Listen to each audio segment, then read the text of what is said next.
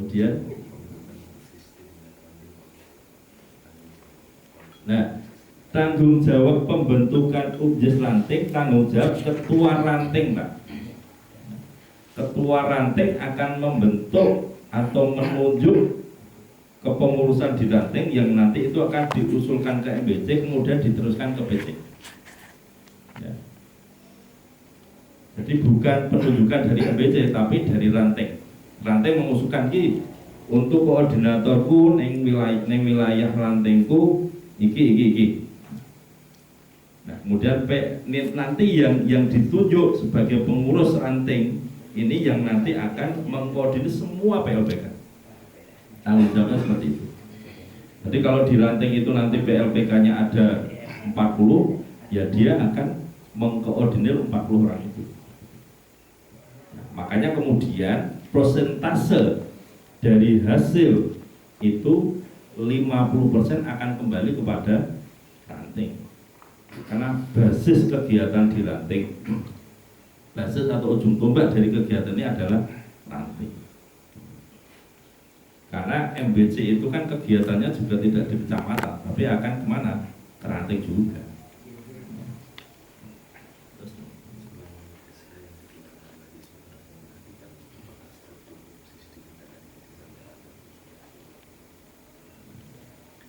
Untuk struktur organisasi ya. Nah, struktur organisasi itu yang paling pasti adalah ketua, sekretaris, bendahara, divisi pentasarufan, divisi penghimpunan. Sebenarnya ada 5 itu, Pak. Pokoknya di situ. Hanya kemudian di tingkat paling bawah di ranting itu hanya ketua, sekretaris, bendahara sama PLPK. Ya. Pentasarufannya nanti sudah akan dilakukan oleh koordinator kelurahan bekerja sama atau koordinasi dengan ketua ranting, ketua takfidiyah ranting. Itu yang jelas ini. Jadi ada divisi penghimpunan, ada penyaluran. Kalaupun kemudian aku rana nganggo penghimpunan, kalau penyaluran berarti biasanya hanya anggota. Tapi standar bakunya seperti itu. Yang penting penghimpunnya ada, penyalurannya ada. Sekretaris bendahara yang lebih ke administrasi. Ngerti ya? Kemudian yang namun nih, monggo ada yang lain. Monggo Pak Ketua. Sebelumnya, Assalamualaikum warahmatullahi wabarakatuh. Langsung saja yang ingin saya sampaikan bahwa ada di lapangan itu ada juga pertanyaan kritis ya, katakanlah seperti ini. Jadi mereka para admin itu menyampaikan zakat dan infaknya itu kepada kami. Terus mereka menanyakan, terus uang ini digunakan untuk apa? Istilahnya pentasarufnya bagaimana? Terus adalah istilahnya ada beberapa yang mempertanyakan tentang aliran dana-dana ini nanti bagaimana gitu loh jalurnya. Terus selanjutnya tentang masalah database itu apakah itu database donatur agniah ataupun database sasaran pentasarufan itu nanti yang mendata itu tugasnya siapa? Apakah bisa diincludekan ke petugas lapangan itu ataukah ada petugas lainnya? Mungkin sementara itu aja, Pak. Oke, baik. Yang pertama Muzaki atau Murtenya mungkin akan bertanya. Jadi iki aku nek setel ning kowe iki apa programnya? Pentasarufan kemana? Jadi gini, secara garis besar program dari Lazisnu baik tingkat pusat sampai tingkat paling bawah itu adalah yang 5 tadi. Yang 5 tadi tidak boleh keluar dari 5 yang sudah ditetapkan. Kalaupun ada yang tanya seperti itu, ini contohnya saja ya, yang real yang di lapangan. Di Ngadlik itu beberapa program-program yang dilakukan itu pendidikan sudah ada, kesehatan sudah ada, dakwah dan kemanusiaan sudah ada. Contoh kemanusiaan misalkan, ada orang yang meninggal, salah satu pemilik kotak koin ada yang meninggal, maka dia dapat santunan. Nah, program ini itu monggo untuk berkreasi sendiri-sendiri. Yang penting tidak keluar dari 5 pilar ini. Nah, ada juga kemudian santunan anak yatim selapanan, itu digilir. Nah, jadi dari ranting ini ada pengajian selapanan, itu ada santunan. Nah, biasanya berapa orang yang disantuni, berapa orang akan berbentuk apa, itu koordinasi antara MBC dengan ranting. Nah, mungkin ada juga besok ada rencana untuk daripada atau kemudian selama ini kok kita hanya pentasarufannya itu untuk memberi dan memberi. Nah, setelah kemarin ada kegiatan studi banding ke mana? Serumbung, itu akan ada kegiatan atau program perekonomian yang nanti hasil dari perekonomian itu kembali kepada warga NU. Itu juga. Jadi monggo untuk kegiatan-kegiatan ini silakan berkreasi. Ya, yang jelas bahwa semua program itu harus jelas dan tepat sasaran. Kalau zakat ya harus 8 asnaf. Kalau infak sedekah monggo itu agak lebih fleksibel. Jadi program-program ini tidak harus sama antara MBC 1 dengan MBC yang lain. Mungkin karena wilayahnya juga berbeda, masyarakatnya juga berbeda. Mungkin antara Prambanan dan Gamping mungkin beda. Ya. Antara Tuli dan Gamping juga beda. Ya, kearifan lokalnya apa kira-kira yang kemudian program ini akan berjalan dan apa diberikan trust atau kepercayaan mereka akhirnya berinfak ke kita. Nah, itu nanti ada laporan itu wajib. Jadi sebagai bentuk transparansi itu harus laporan tingkat ranting maupun tingkat kecamatan. Ranting ini kegiatan apa? Itu langsung laporan kepada kecamatan.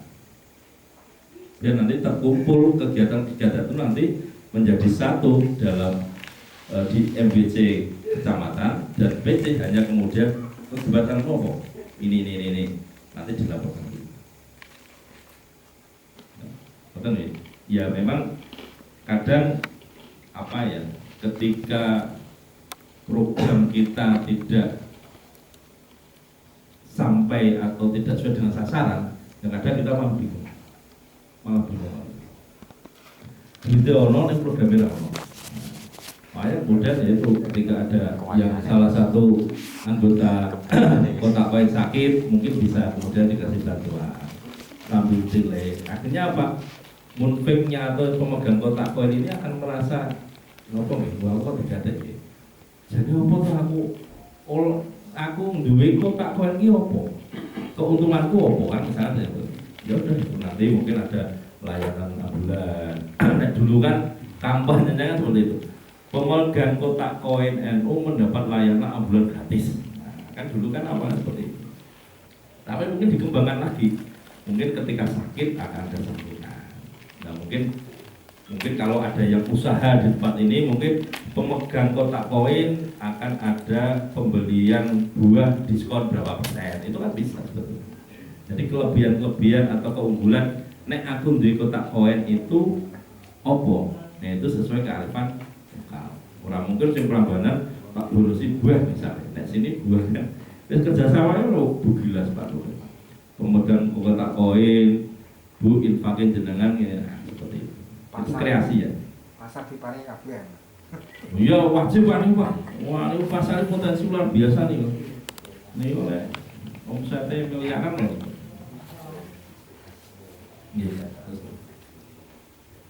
Nah, pendataan munfik nanti dilakukan oleh PLPK, karena PLPK nanti akan membawai. Jadi artinya bahwa aku membawai 40 ini sapa wae.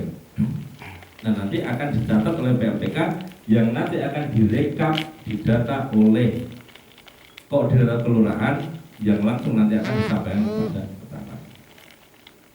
Itu. Di Ngaglik itu sudah ada sekitar berapa Mas? 2000 kotak. 2000 kotak dengan 80 PLPK kalau nggak salah.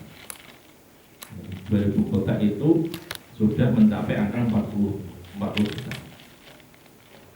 Itu kalau tidak punya program, ya duitnya utuh Pak. Duitnya utuh, tapi apa pertanggungjawaban kepada munfik itu kan lebih berat. Nah, jadi maka revisi pentasarufan atau program itu ya kemudian kita genjot. Aku kudu ngopo. Betul ya Pak Ketua? Kalau untuk apa namanya kotak itu dari Sleman sendiri terlacak enggak Pak? Dalam artian kotak itu nanti kemana saja. Terus kalau yang Gamping sendiri, karena baru ya saya baru mempertanyakan kotak yang dari PT Gamping itu ada berapa dan itu penyebarannya kemana? Harusnya kan bisa terdata Pak ya. Dan di situ sudah bisa diketahui jika kotak itu memang benar-benar aktif, itu akan bisa diakumulasi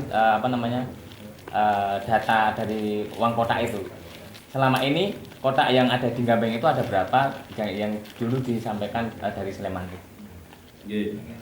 Jadi untuk data kotak, database-nya ada di MBC Pak. Di MBC. Nah nanti yang dilaporan itu biasanya begini. PLPK mendata aku duwe 40 kotak. Saya membawa 40 kotak. Hari ini yang saya ambil hanya 28. Ya udah yang dilaporkan itu. Nah, database-nya ada di tingkat MBC. Nah, dari dari PC hanya sing tak keke neng PC, neng MBC berapa kotak. Hanya menghitung kotaknya saja. Sedangkan untuk database-nya ada di MBC. Boleh jenengan daripada kemudian bolak-balik ke PC, ya misalkan kebutuhan kita 40, ambil 50 tidak apa-apa. Yang penting nanti itu tercatat di MBC untuk munfik-munfiknya.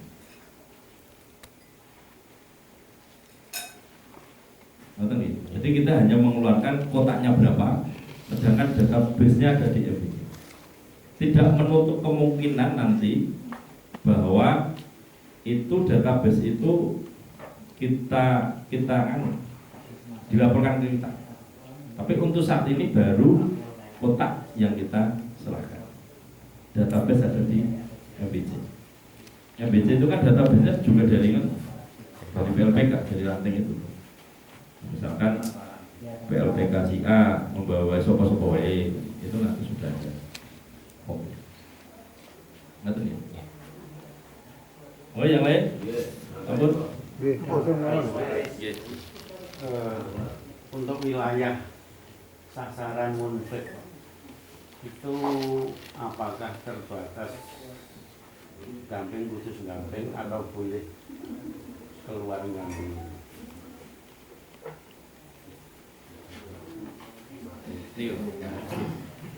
Baik. Untuk kotak koin itu sesuai dengan wilayahnya Pak. Ya. Karena apa yang kita khawatirkan nanti overlapping dengan MBC yang lain. Ya. Jadi artinya apa? Artinya lebih ke arah pemerataan juga. Jadi misalnya dari Gamping mengenai kotak neng Gudian ya, paling tidak Gudian ini Pak Abdul Hamid ini Pak. Nah harapannya kalau memang ada di Gudian, nggak mau dikoordinasikan dengan yang di Gudian. Jadi biar tidak overlapping. Ada nih. Biasanya gini, itu Punah.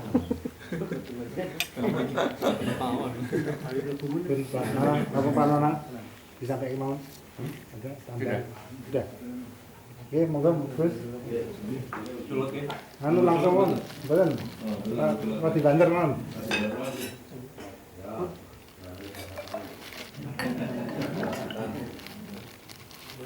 Ya saya langsung saja.